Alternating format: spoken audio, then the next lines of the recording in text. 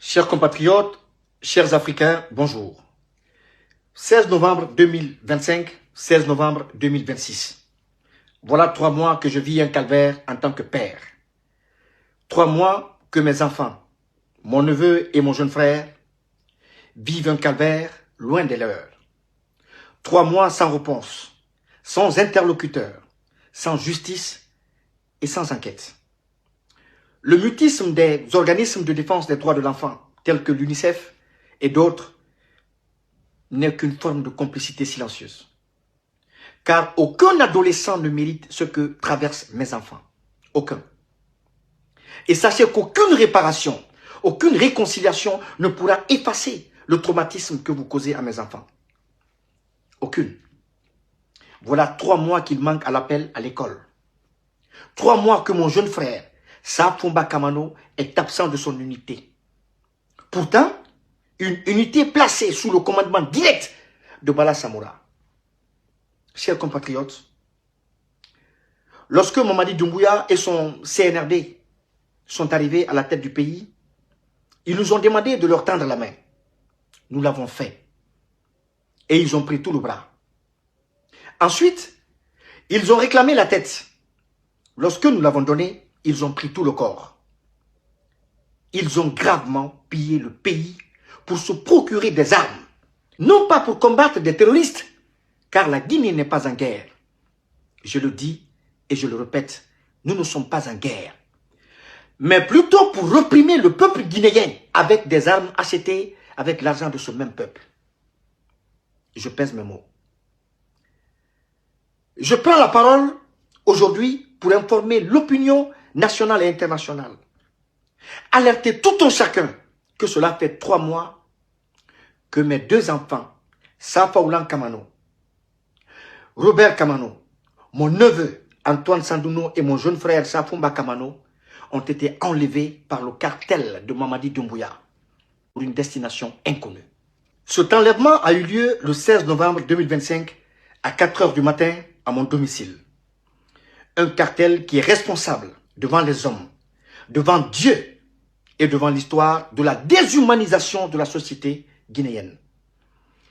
Chers compatriotes, je fais cette vidéo aujourd'hui afin que celles et ceux qui ne comprennent pas encore le sens de mon combat prennent le temps d'écouter attentivement ce message.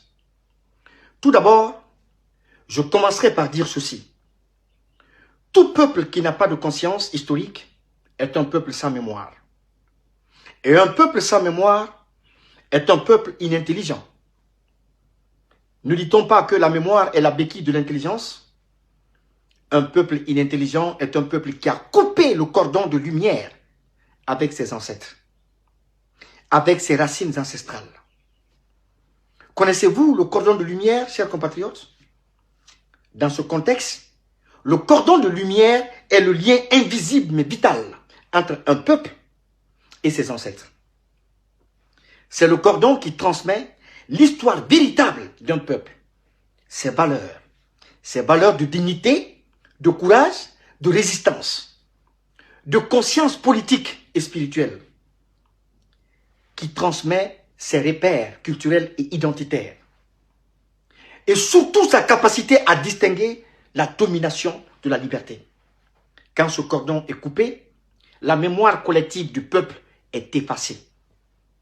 L'histoire est réécrite par d'autres. Le peuple devient docile et manipulable. Il ne crée plus, il subit et il limite. Il sert les intérêts étrangers contre les siens. Mais quand ce cordon est intact, le peuple sait d'où il vient. Il sait pourquoi ses ancêtres se sont battus. Il sait où il va. Il peut poursuivre le combat avec lucidité et intelligence. C'est comme un câble électrique qui nous relie à nos ancêtres et nous permet de marcher dans leurs pas. Chers compatriotes, chers Africains, regardez le Burkina Faso. Le capitaine Thomas Sankara a tracé le chemin. Plus de 30 ans après, la conscience historique du peuple burkinabé est restée intacte. Résultat, le capitaine Ibrahim Traoré marche dans ses pas avec le soutien de son peuple. Au Ghana, chers compatriotes, Kwame Nkrumah et Rawlings ont tracé le chemin. Plus de 30 à 40 années après, la conscience historique du peuple ghanéen demeure vivante. Le président John Dramani s'inscrit dans cet héritage avec le soutien de son peuple. Chers compatriotes, chers Africains, au Mali, c'est pareil avec le président Assimi Goïta, qui marche dans les pas du président Modibo Keïta pour défendre l'intégrité et la souveraineté du Mali. En Côte d'Ivoire, par contre, nous savons tous qu'Alassane Ouattara marche parfaitement dans les pas du Houphouët-Boigny à travers le rôle central qu'il joue aujourd'hui dans le maintien de la France-Afrique. C'est comme ça que chacun porte l'héritage ancestral de ses dévanciers. Mais nous en Guinée, nous marchons dans les pas de qui? De Samori Touré, ce grand résistant qui s'est battu pendant 18 ans contre la pénétration coloniale? De Sékou Touré, qui a dit non au général de Gaulle et qui a impulsé un modèle fondé sur la souveraineté et la dignité? Non, je ne crois pas. Nous marchons dans les pas de personne. Parce que tout simplement, le cordon de lumière qui nous reliait à nos ancêtres a été sectionné dans le but de nous punir pour avoir dit non en 1958. C'est la raison pour laquelle le groupe Bembeya Jazz National de Guinée a disparu de la scène internationale. Les ballets africains se sont disloqués.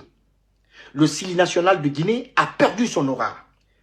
La compagnie aérienne Air Guinée a disparu.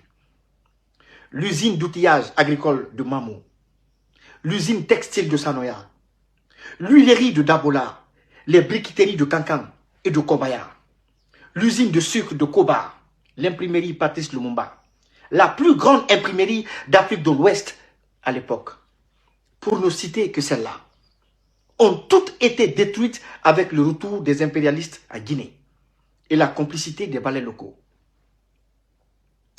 Et cela n'était que la face visible de l'iceberg. La face invisible consistait à formater nos cerveaux. Il y a eu un véritable lavage des cerveaux entre 1984 et 2009.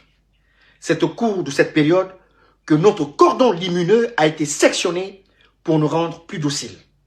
Et c'est là qu'ils ont véritablement tué Samori Touré, Boubacar Biro, Alpha Diallo, Sékou Touré et tous ceux qui se sont battus pour faire de la Guinée une grande nation.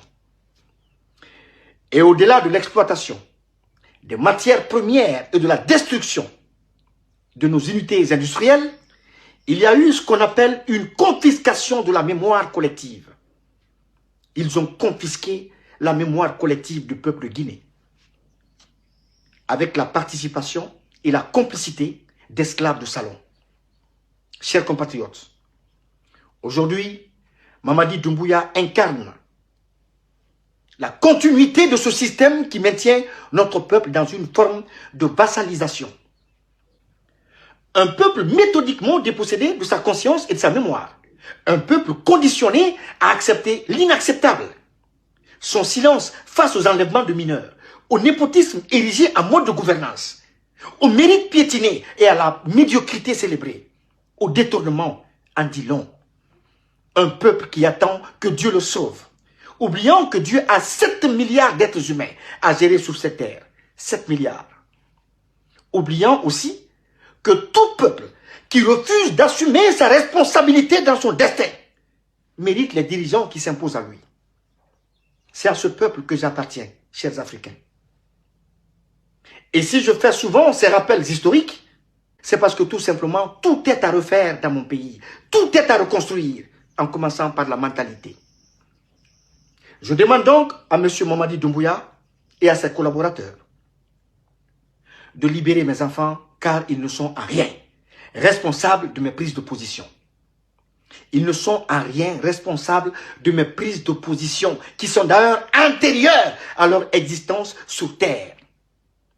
Et à ceux qui s'attaquent à moi, je voudrais vous rappeler que je suis l'auteur de la chanson Koudei, chantée en 2006 contre le régime du président Lansana Conté. Je suis aussi l'auteur de plusieurs chansons chantées contre le CNDD du capitaine Moussa Dadis Camara. Je suis aussi l'auteur de chansons critiques envers le régime du président Alpha Condé. Et au regard de mon parcours, je n'ai jamais combattu des hommes en tant qu'individus, mais des systèmes qui ne répondaient pas aux aspirations profondes du peuple de Guinée. Et je voudrais vous dire que le combat de Eli Kamano est un combat impersonnel qui défie le temps et qui s'impose dans le temps. La patrie ou la mort, nous vaincrons. Merci beaucoup.